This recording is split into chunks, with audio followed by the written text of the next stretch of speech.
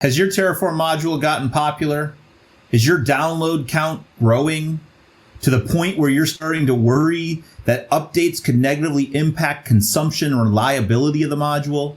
Maybe things like Terraform and provider version updates or updates to ancillary modules that are being used in tandem with yours. Have you reached a point where you started to think about incorporating testing into your module development?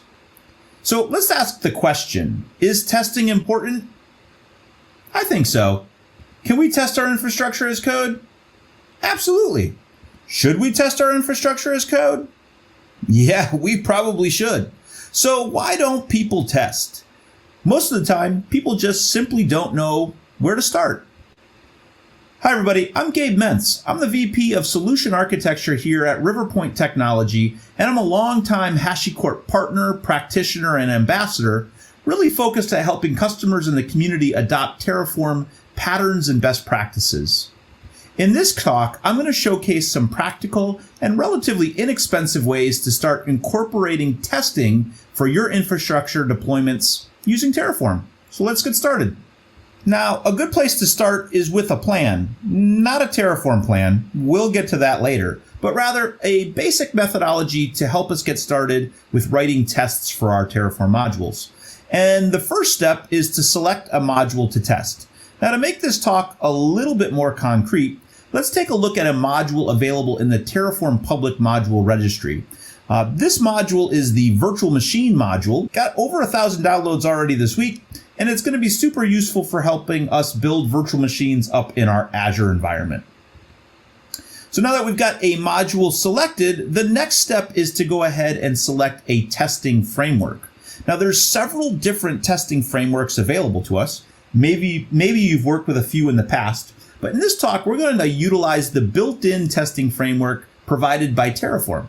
This native framework has a number of useful benefits, including the ability to write tests in the same language that we write Terraform configuration, HCL or HashiCorp config language. This is convenient because we don't have to learn a new language in order to get started writing our tests. Now, Terraform tests are written and saved into test files, and these test files contain many of the Terraform block types that we're already pretty familiar with, including the provider block, variable blocks, and here's an example of a Terraform test where you can see that we're using the Azure provider. We've defined some variables. We can see a new block type called the run blocks. Now, run blocks are where tests are defined, and we can define one or more tests that are executed in order and include some test assertions to define our tests. Now, to make our tests run efficiently, the Terraform testing framework allows us to specify a full infrastructure deployment using the apply command, or to simply run a planned deployment using the Terraform plan command. So now that we've got a module selected, a testing framework selected, now we need to actually have an environment to run our tests against. So unlike creating and running tests for applications, testing with infrastructure as code actually builds out infrastructure deployments. And so organizations need to have a cloud account or a subscription that can be used for testing. Now, if you don't have one in your organization, you probably should, because ultimately tests are going to fail and we never really want to test in production. Now, for this talk, I'm happy to share with you that we have created some hands-on labs for you to go ahead and create tests and run them against various cloud accounts. This lab environment will include a full code editor and a terminal, along with all of the goodies that we're going to go ahead and showcase in this talk. In fact, I encourage you to scan the QR code here, follow along, or try these tests out later. Now, when creating other modules for others to consume, it's really important to have a consistent directory structure with a set of various different directories. If we look at our Terraform Azure Virtual Machine directory, we're going to go ahead and see a number of different configuration files, our locals, our main, our outputs, variables, versions, etc. We're also going to have a README file for people to go ahead and understand how to use our module. It's always great to have examples in our module, so we're going to go ahead and provide examples. And then ultimately, we need a place for our tests to reside, so we're going to go ahead and create a tests directory. So let's hop over into our lab environment and get started with looking at this module structure. So here I am in my lab environment. We're going to go ahead and hit start. that will go ahead and jump us into the lab. And you can see that we've got a number of different things here available in our lab. We've got all of the lab instructions here on the right-hand side. We've got a series of different cloud credentials. In fact, we've spun up an Azure account, an AWS, and a Google account. Now, we won't be using these as part of our talk, but they're available if you want to go ahead and test modules that are not in the Azure cloud. We've got a full VS Code instance here, so let's drop into a terminal. And let's look at the first task, which is ultimately going to have us clone down the module that we're going to be testing.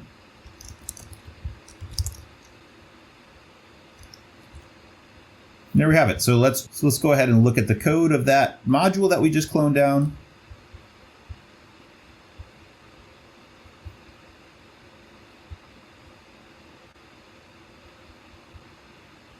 And we can see that this module has a number of different pieces, right? It has got our configuration. It's got an examples folder with a bunch of different examples. It's actually got a test folder already. There's some tests that were written in a different testing framework. We're going to contribute to this test folder by writing our own Terraform tests. And then you can see that we've got a README as well. So before starting to write some tests, it's important to understand that not all tests are really created equal. In fact, there's different types of tests. On the screen here, I'm showcasing a testing pyramid, which suggests that engineers write fewer tests in the categories towards the top of the pyramid and really put their focus on those less expensive, faster to run tests that are at the bottom of the pyramid. You can write tests that simply validate logical operations and custom conditions. We can write contract tests, which help us verify we're passing properly formatted inputs. We can write integration tests where we actually deploy infrastructure and integrate them with other modules. And then ultimately we can build end-to-end tests that let us determine if somebody can use the infrastructure system successfully. Well, I don't really want to get too hung up on the differences between a unit test and a contract test. It is important to note that the higher up the pyramid you go, those tests tend to be more expensive. And they're more expensive in the fact that they take longer to run. They actually deploy infrastructure components and cost us more in terms of time and money. A very simple set of commands are included in Terraform without us having to write any tests at all. These are linting and formatting commands. They verify ultimately the hygiene of our Terraform configuration. So these commands are relatively inexpensive to run in terms of time and cloud costs, and they're very helpful for catching errors within our configuration very, very quickly. So let's hop over to the lab environment and check them out. I'm going to go ahead and drop into my terminal. Go into the module that we're testing. And let's start off first by running a Terraform init along with a basic Terraform format. So you can see that basic linting has checked out. And why don't we go ahead and also run an init with a Terraform validate just to make sure that our configuration of this module looks good. And the configuration is valid, success, a very, very quick set of commands to run that doesn't require us to write any tests at all. Now, this module has a number of different examples that are included with it, and I love that because we all learn from examples. So let's go ahead and write our first Terraform test. I'm going to go ahead and first create a testing directory. And in that testing directory, I'm going to go ahead and create a test file. So in my testing directory, you can see that I have now a test file called example basic.tftest.htcl, because this test is going to actually validate the basic example of our module. I'm going to go ahead and include some HCL for this test. You can see that it is comprised of a provider block and one of our tests. This test is validating the basic example. You can see that we're sourcing this from the examples basic subdirectory, and we're running a simple plan against it. So once again, this is a very, very easy way to validate that our examples will plan out correctly. Now I can go ahead and run a Terraform init.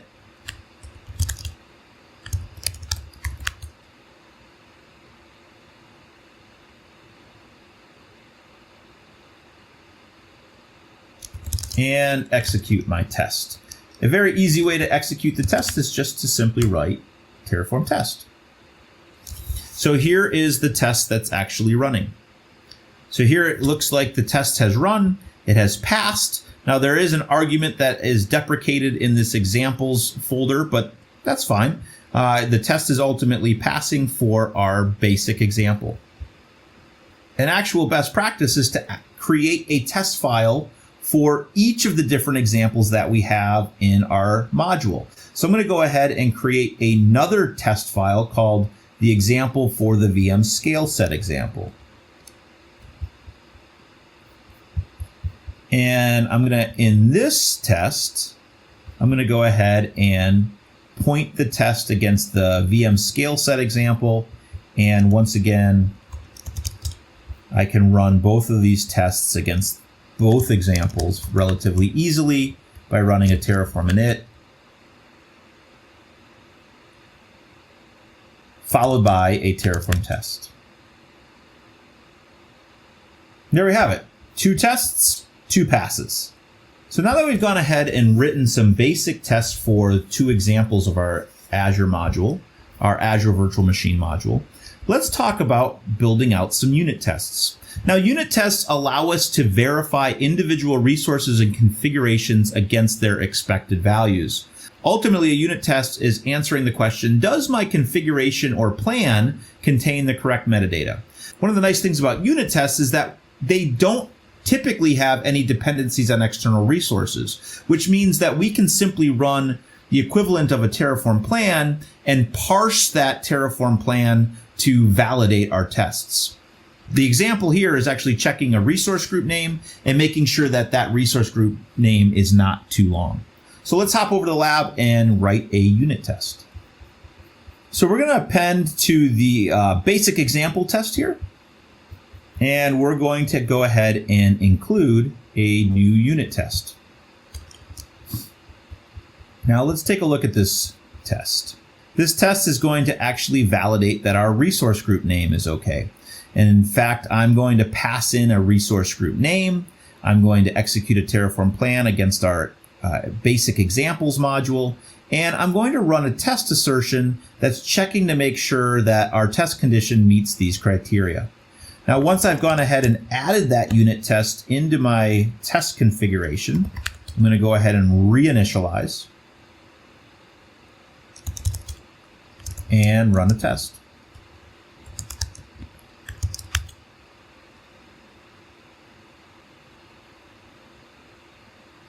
Now, you can see that my test here is actually failing. If I scroll up, it shows me that my basic test has failed.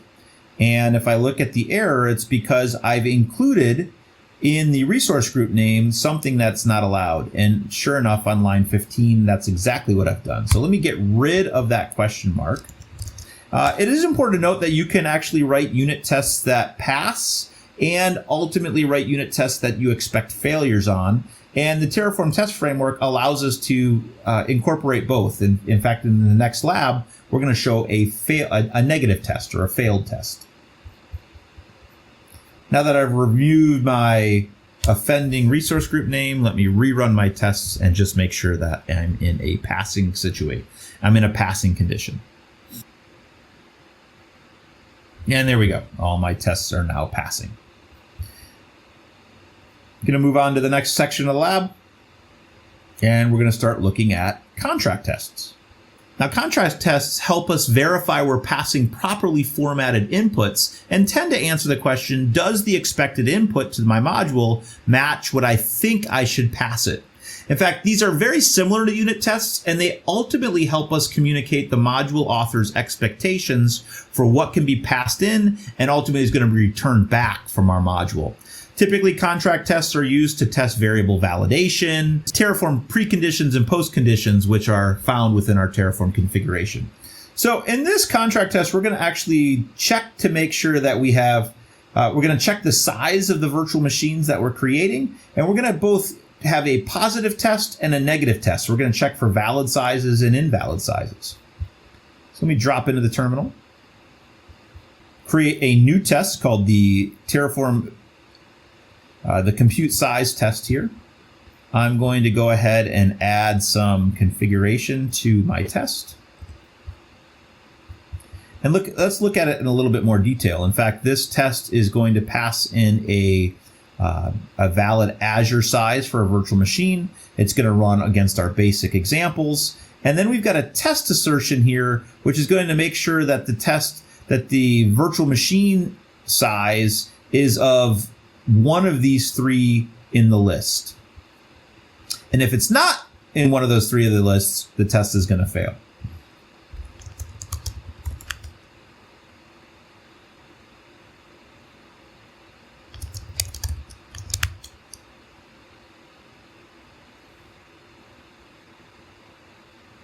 And you can see that all of my tests are still passing.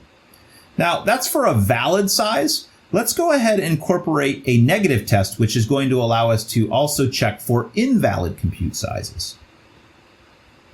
I'm going to hop over to my test configuration and add a invalid compute size test. In this case, I'm going to pass in a invalid size. And I'm also going to make a small edit to the variables TF inside of the basic example and include a variable validation. If you're not familiar with variable validations, it's a way to communicate what you're expecting in terms of values, in this case, the virtual machine size, into our module. Now, if I look at my invalid tests, what I should see is that this invalid compute size is going to fail. So let me run my tests.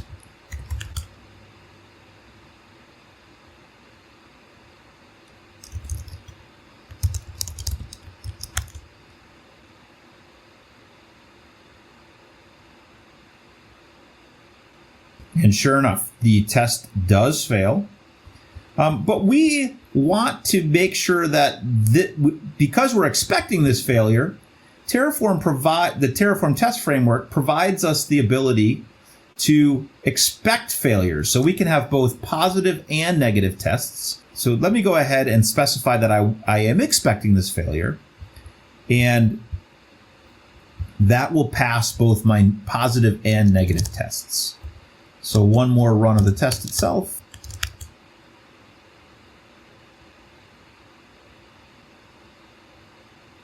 Now I can see that all 5 of my tests have passed, including both a positive and negative contract test. Now, sometimes we want to include helper modules, or what I call test fixtures, for the ability to create resources that start to feed into our module.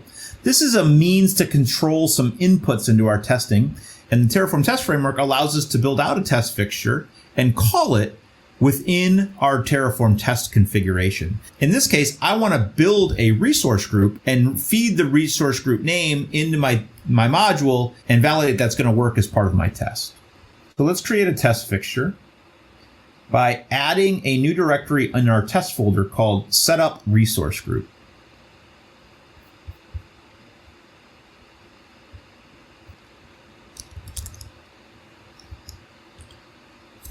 Now we've created this folder, setup resource group, and we've added 3 files here, main, outputs, and variables.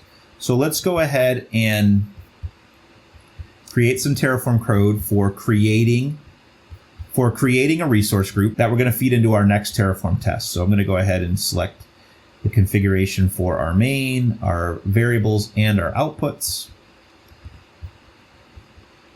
So now that I have a test fixture here, I have the ability to start to go and write an integration test.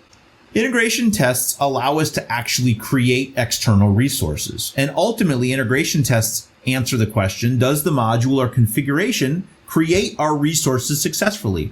Now, integration tests take much longer to run than unit tests and contract tests, because now we're actually running a Terraform apply versus just parsing plan configuration.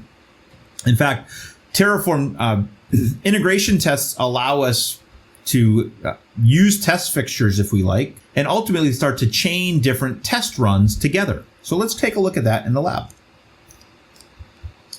So I'm going to create a new test for our integration test. And this test is going to be called the basic new resource group. So in this test, I'm going to actually create a new resource group. And I'm going to feed that new resource group into my module and make sure the test works correctly. So let's go ahead and create the test. And let's take a look at it in more detail. Here's our provider block. Here's our standard size. Here's where we're going to run the test fixture that we created. So in this case, it's going to be in our test directory, and we're going to be setting up a resource group. Notice the command here is an apply. It's actually going to create a new resource group, and then it's going to feed that resource group into our next test.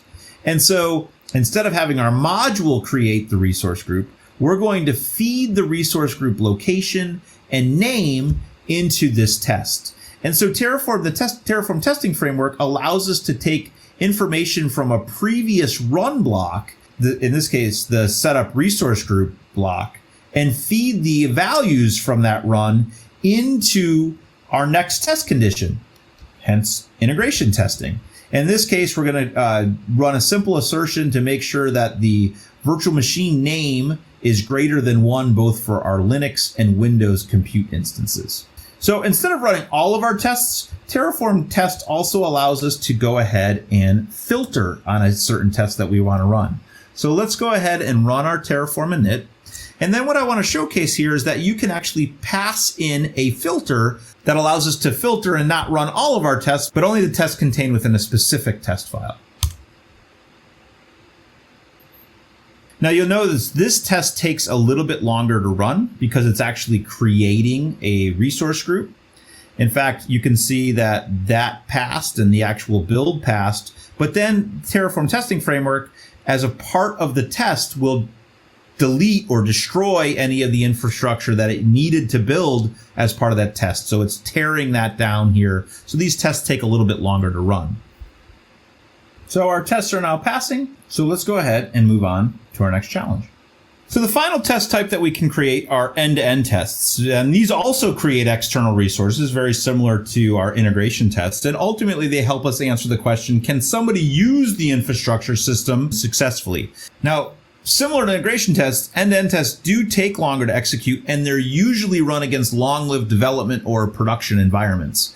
Oftentimes, you'll also see people use the check blocks as part of an end-to-end test to validate the infrastructure outside of the usual resource lifecycle. Here's a simple end-to-end test, which is going to go ahead and validate that actual IP addresses of our virtual machine have been created and we can connect to them. So let's jump into the next lab and build out this test. So we're just going to append to the example new RG test here and add an end-to-end test. Let's take a look at what that end-to-end test is doing. So it's a new run block, which is validating the virtual machine's IP addresses.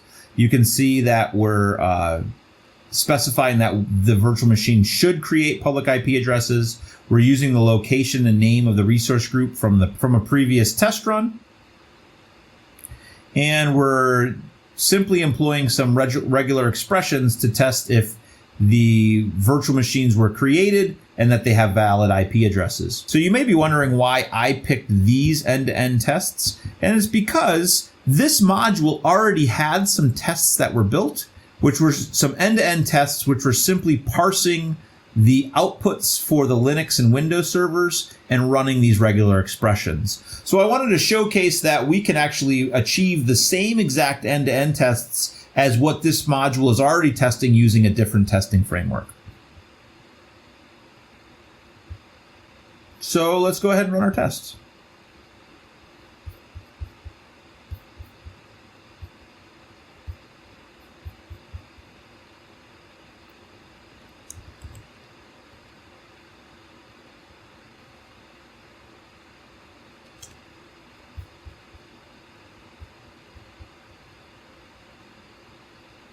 Now, as we noted, end-to-end tests take the longest to run, so we're going to go ahead and have these tests run and report back the results here in just a little bit.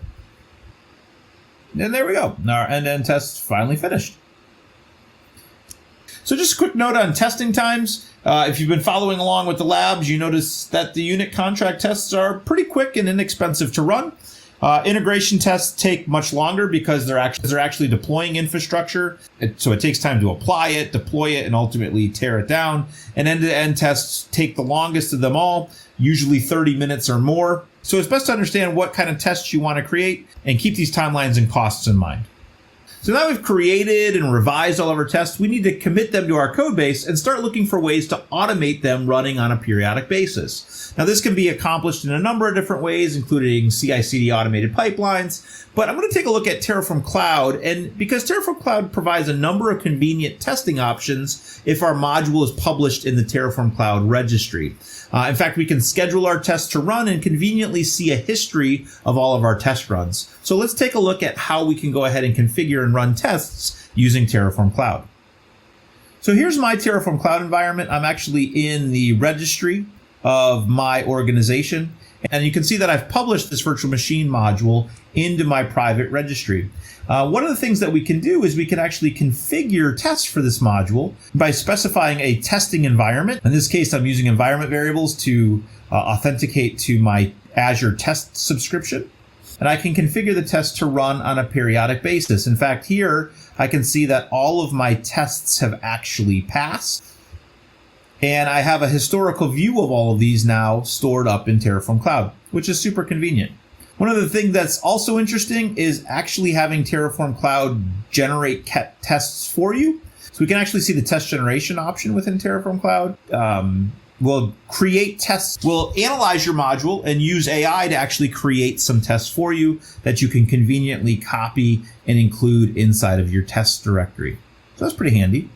So I just want to do a quick shout out and recognize a few people who have helped me build out this talk, as well as some of the labs. First of all, a number of folks at Riverpoint Technology, Ben Likens for contributing to the talk and helping build the labs out, Brian Crossan for offering a peer review and doing some edits, Drew Mullen, who's actually adopted a number of these tests and placed them into some AWS equivalent modules. So you should absolutely check out some of the modules that Drew has created and is testing using the Terraform test framework. Then, of course, a shout out to Rosemary at HashiCorp for all the great public resources that she's been making available to ultimately help people adopt and include tests for infrastructure deployments.